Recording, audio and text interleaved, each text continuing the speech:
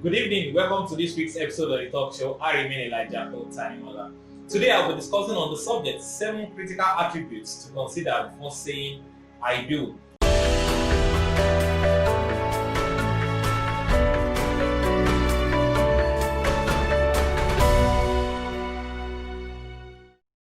I want you to understand that these attributes that I'll be mentioning tonight, they are not exclusive, but I believe that these attributes are very critical if you want to enjoy the realities of heaven on earth marriage.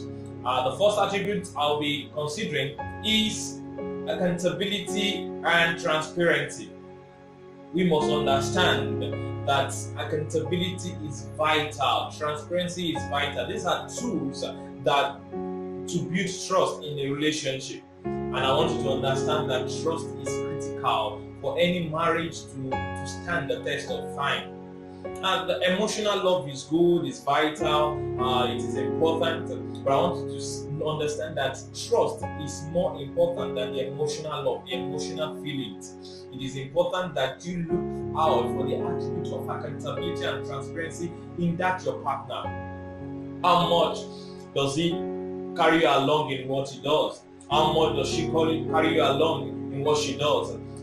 Does it even feel an obligation, a sense of obligation to involve you and to tell you about his daily activities, to tell you about the things that he's doing, to tell you about the things that he's planning to do?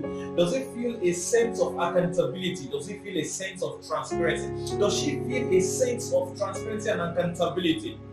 You must understand that accountability and transparency shows how much you want your partner to be involved in your life. And in marriage, the Bible says that, and two shall become one flesh. That is, when you come together in marriage, God expects that you become intertwined, that is, you become together, you become coupled together in such a way that you get involved in the activities, the individual activities of your partners. It is very important. Accountability and transparency. This is important for you to build trust. You must be able to trust your partner. If you can't trust your partner, then that marriage cannot be sustained. It's a long-term thing. And you must understand that trust is vital. And the tools to ensure that trust is built correctly, they are the tools of accountability and transparency. The second critical attribute I want you to consider is teachability. What do I mean by this? Does this person want to learn? Is he willing to learn? Is she willing to learn? A lot of people complain, oh, my partner, even though I'm convinced about him or her, he doesn't know how to, he doesn't have the right etiquette, doesn't know how to talk, his intonation is bad, his composure is bad, he doesn't know how to dress, he doesn't look nice, he doesn't look physically appealing. And I tell people, I say, these things, they are not primary, they are secondary. And when I say they are secondary, I mean that they can be worked upon. You can actually improve on those things. And the major attribute for you to look out for, for you to ensure that you have a hope of a better future together, that is, those things can change, is the attribute of teachability. Is this person teachable? If your partner is teachable, then the things that you feel you are not comfortable with, you can always change them. You can always improve on them. I mean, the physical things. He doesn't know how to dress, you can improve on it. He doesn't know how his intonation is bad, you can improve on it. His courage, his composure is not good, is not excellent, you can improve on it. You can improve on those things. As long as the person has a teachable heart, the person is willing to learn. The person is willing to learn. I don't care how the level at which you meet, you actually meet the person, but I'm saying that if the person has a heart to learn, the person can always improve. Few days ago, I stumbled on some of my old pictures on Facebook, and I had every cause to just laugh because those pictures looked ridiculous. I mean, compared to how I look now, the dressing, the looks, and everything. Now, the truth is this: if if you have a teachable heart and you have a heart that want to learn and improve on yourself, definitely you can always look back to your past and see that you have changed. A lot of things have improved in your look. A lot of improvement have come to your composure, to your personality, and that is very important. I tell single folks, I tell them, oh, the things that you admire in the married people, they are actually as a result of the efforts they have put into their relationships. Oh, you like my stature, you like the way I look and things like that. I tell people, go and check me out before I got married. Go and check me out 10 years ago. Probably you will not even want to move close to me because of how I look. I look skinny, the point is, what I'm saying in essence is this: just look for that attribute. Can this person learn? Is this person willing to learn? It is very, very important. The scripture says something. He said, if there's a man, he said, if someone offends you, he said, call the person and tell him what he or she has done. He said, if the person does not listen, then call two people. If the person doesn't still listen, call the headers of the church. If the person doesn't still listen, he said, now treat the person as a pagan. That is very important. If the person that is saying that if the person is not willing to accept correction, the person is not willing to change, the person is not willing to improve, then the person should be treated as a pagan and not as a believer anymore. So if you find that your partner is not willing to learn, is not willing to accept genuine and loving correction, then that is a critical weakness that you should not overlook. It is very important. The third critical attribute I want you to consider before saying I do, finally walking down the aisle, is the attribute of patience. Patience. The Bible says in Proverbs 15 verse 1, it says a harsh word stirs up anger, but a gentle word perseveres anger. The point is this: it is very important for you to understand that the attribute of patience is non-negotiable. It's not negotiable for you to enjoy the realities of heaven on earth marriage. Your partner will offend you. Your partner will offend you. Your partner will say things that you wish they didn't say. Especially when you are not physically present. A lot of time when we communicate on phone or through text messages, we don't see the countenance and of our partners to be able to judge correctly the context of what they have said. And because of that, because you cannot actually see their countenance and actually judge correctly the context of what they have said, you will actually, there's a very high tendency for you to take their words out of context. It has happened to me several times. So it is very important for you to have the attribute of patience. The Bible also says that better is a patient man than a warrior. That is, the muscles is not as important as the patient heart. When you make mistakes, your partner can be patient with you. When you do something wrong, your partner can be patient with you. A lot of times, little things have caused troubles in homes. Little things that patience will always pacify. Little things that patience will always help them to handle. They are not patient enough. And that is one attribute you should look out for. If you don't have that attribute as a person, then you should develop it. And I'm telling you, the school of patience is actually a tough one. I've been there, and I'm still there. Sometimes you know what to say. People offend you, know what to say. You know exactly how to give it to them hot. But because you are learning patience, you have to keep your calm. I could remember back then when I said I was just wondering. I said, "Oh, is this love?" Because those days I used to get tired of relationship quickly, not because anything was at time, not because any sexual relationship was at time. But I'm saying that I just get tired of it easily. I just get fed up of relationships. So at a point in life, I just sat and I was communicating with God. I said, "Is this the kind of love that will sustains people in marriage for a long period of time?" And God made me to understand that the love that sustains people over the period of time is not just the emotional love, not just the feeling, but the agape love. And He brought me to the book of 1 Corinthians 13, and I started looking at the attributes of God kind of love. And the first thing I picked was patience. And I said to myself, I said to God, I want to learn patience. And I'm telling you, that school of patience in those periods, it was tough for me. I think there was an instance that saw a lady like that. She said something absolutely wrong. She disrespected me as a person, and I was so angry. I wanted to say some terrible words back that would show that I'm not. I'm in charge of my personality and things like that. And the Holy Spirit simply told me to keep quiet. That night I cried. I felt so bad because I felt so bad not because of what she had said to me. I felt so bad because I knew what to say. But because I'm learning patience, I have to keep quiet. And that is very important for you to learn. Look out for that attribute in your partner, and you yourself should cultivate that attribute.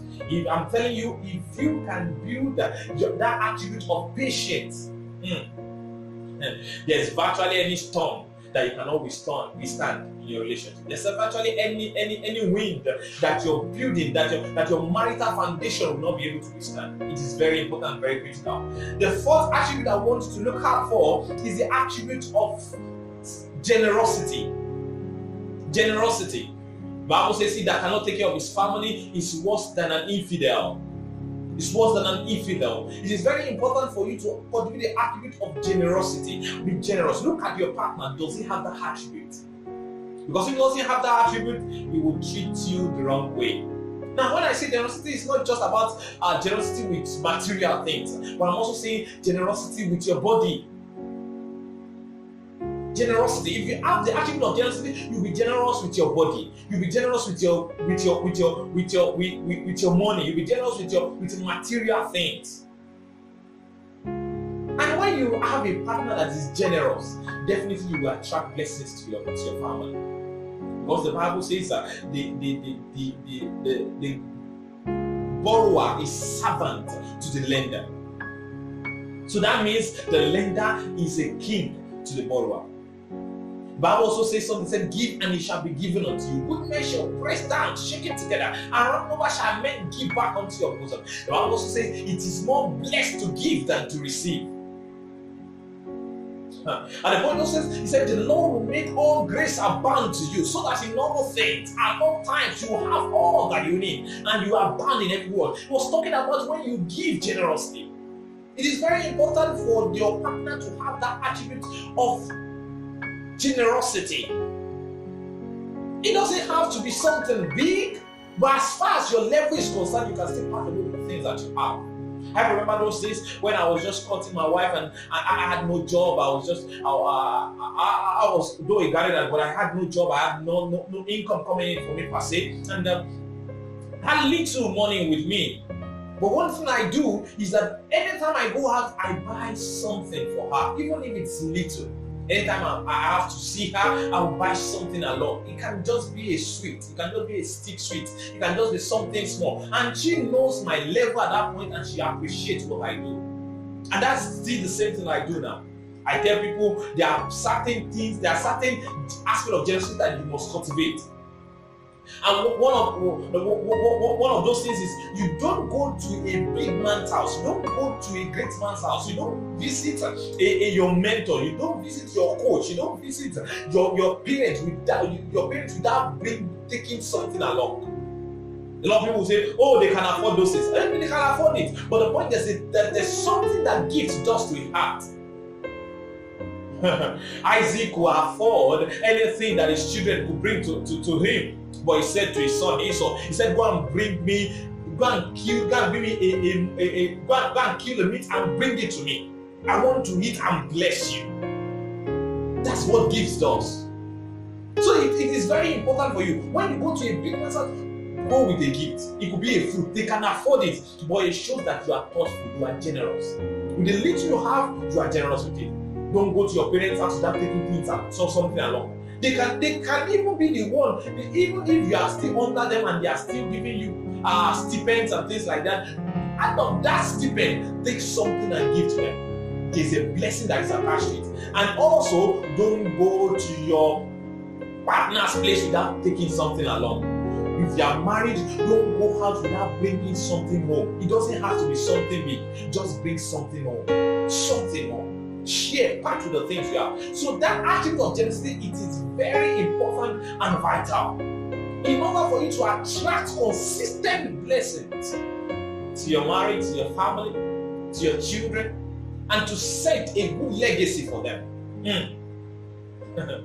Bible says a good father he said a good man leaves an inheritance for his children's children. It doesn't have to be plots of land and estates, but the inheritance has to be. I tell people the best inheritance, the best legacy you can leave for your children is relationship, quality relationships, quality ones. And how can you get quality relationship? By being generous with your time, generous with your material things, generous with your service, sacrifice. Be generous.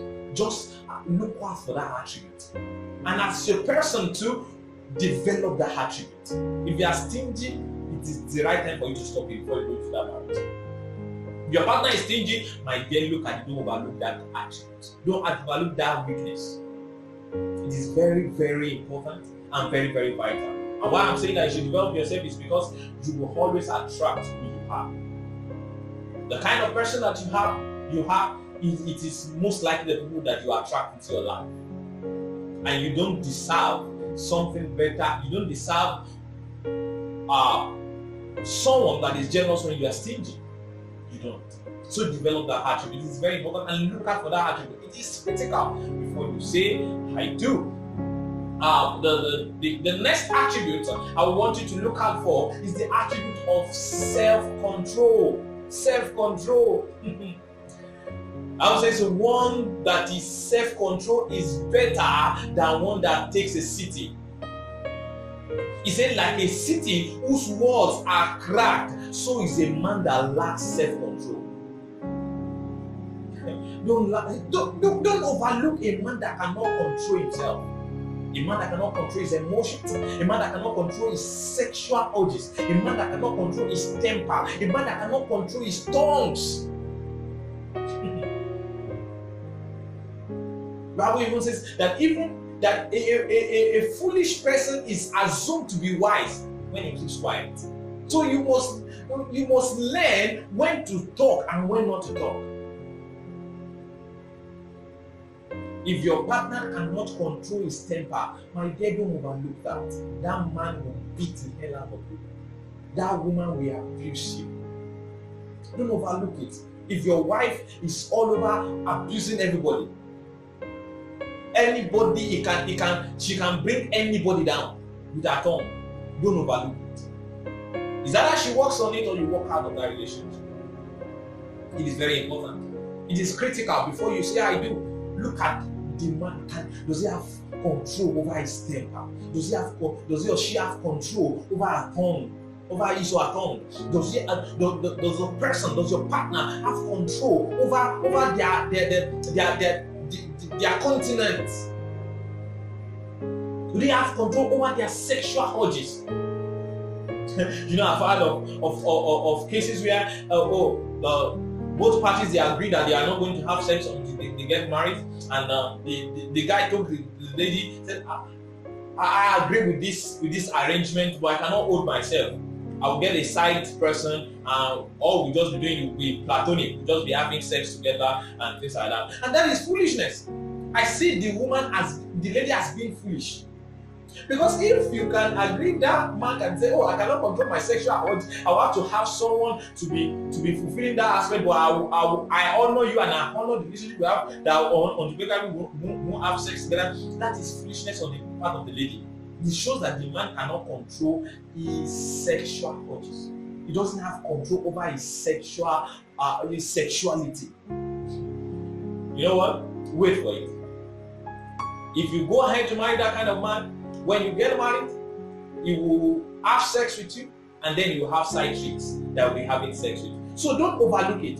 Watch out for that attribute of self-control. It is critical before you say, I do.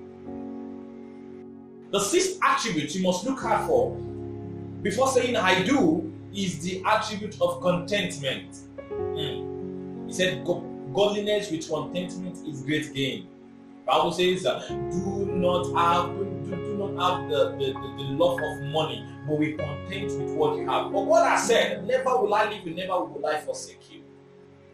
So you may boldly say, the Lord is my help, I will not fear what man shall do unto me. It is very important for you to look out for this attribute of contentment. I'm telling you,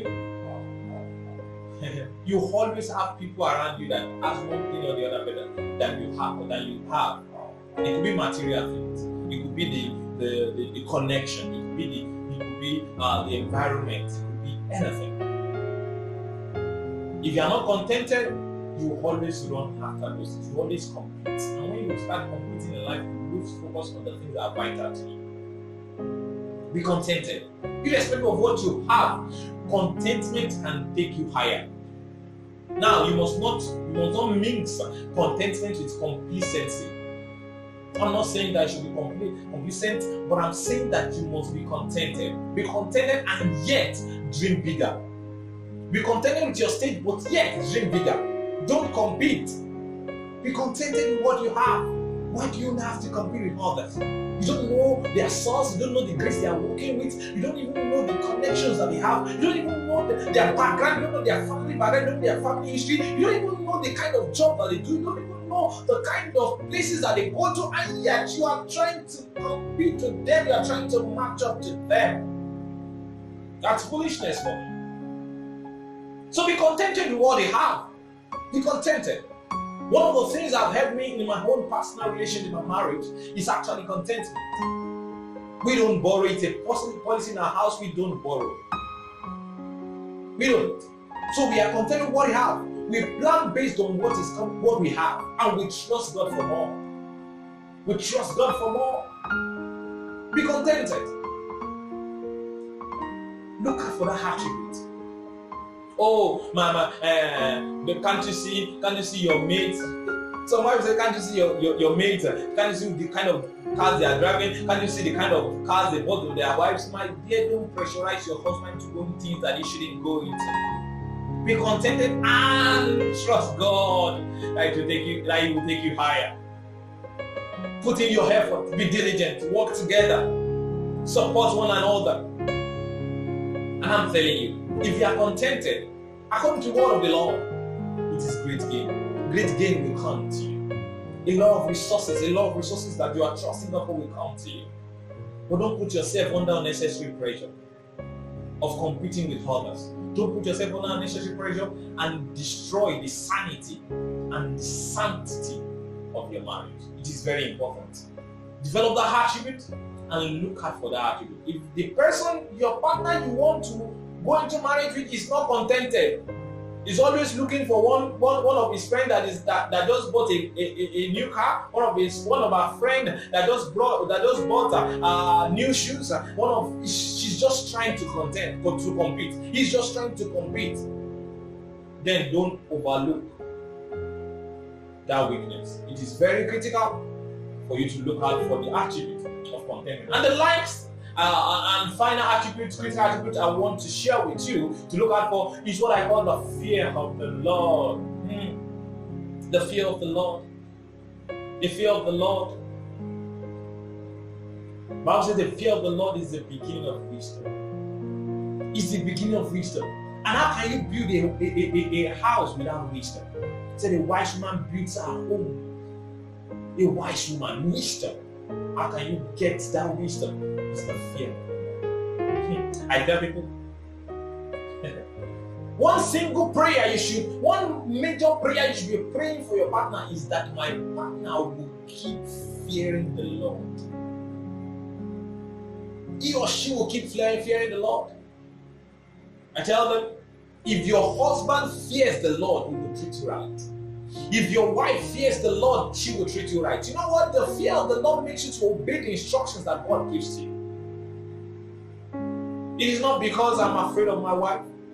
It's not because you are afraid of your husband. But because you fear the Lord, you reference the Lord. That is why you will not cheat on your spouse. That is why you will not do things that are wrong to your spouse. That is why even when you make mistakes, there's a conviction, there's a conviction in your heart that is telling you that you have to confess, you have to make amends. The fear of the Lord is the beginning of wisdom. If you want to build a solid home, you need to have that attribute of the fear of the Lord. You need to look out for this critical attribute. It is the most critical. There are times that I will not even notice it, and the Holy Spirit just tell me, do this to your wife, do this for your wife, and things like that. Sometimes maybe we have a misunderstanding, and we don't even know who is at fault, but the Holy Spirit will take one, restore peace, one apologize. The fear of the Lord. Look out for the attribute and pray consistently for your spouse, that your spouse will continue to fear the Lord. If your spouse keeps fearing the Lord, he will treat you right. She will continue to treat you right, and it is very important. If you want to enjoy the reality of everyone on earth marriage, these 7 critical attributes, you must consider them. You must not overlook them before you walk down the aisle, before you say I do. And if you are married, try to develop these attributes and try to improve on it. They are not exhaustive. Actually, take for instance the attribute of patience. You develop it every day, every time. Be conscious of it. The fear of the Lord, you develop a relationship with God consistently. It is very important. I believe that you have learned 1 or 2 things from this particular episode, and I believe that as you walk with these, you will enjoy the realities of heaven on earth marriage, which is God's ideal for every home that is set up. Till I come your way next week, stay safe, God bless you, and bye.